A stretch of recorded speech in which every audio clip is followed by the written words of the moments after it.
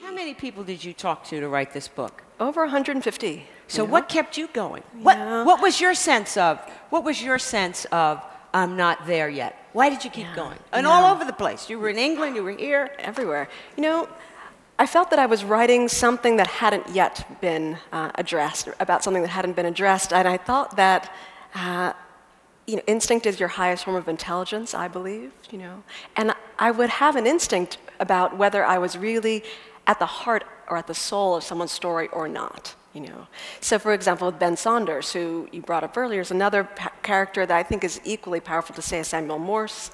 I spent 2 years talking to him, wanting to understand where his strength came from, to be able to go to the North Pole and back solo and on foot, South Pole and back solo and on foot in sub-50-degree temperatures, moving on ice sheets that are moving backwards as you're trying to move forwards in this area of the world that's the size of the United States, but completely depopulated, and I wasn't finding the answer, because it's not simply strength.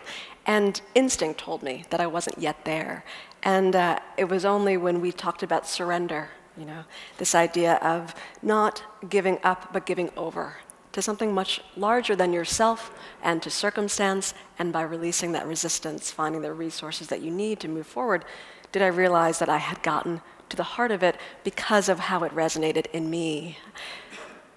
There's, I think, a sense that many writers feel, many people who create feel, that if you feel something deeply and intensely and don't yet see it in the world, there might be a chance that others might want to hear it too. Well, you have this wonderful, tell us that great quote of Toni Morrison about surrender. Oh, yeah. What is that? So she says, if you surrender to the air, you can ride it. Now, I put it as the wind. But it's air. It's air. So say it again, what did she say?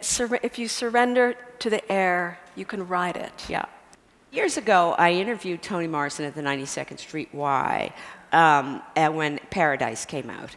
And she said she knows she's ready to write when she has something to fret about. So now in your notes at the end of the book, when you're thanking all of the wonderful people who've encouraged you and helped you, you allude to a grieving, a 2-year grieving that you went through, that in some way was the impetus for this book. Would you say something about that grief and how the Rise helped you get through that? I went through a period of compound grief, really.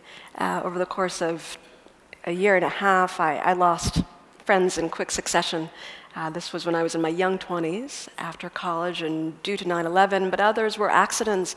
And I hadn't fully let myself process it. I didn't realize that until I started to talk with Ben about surrender, actually.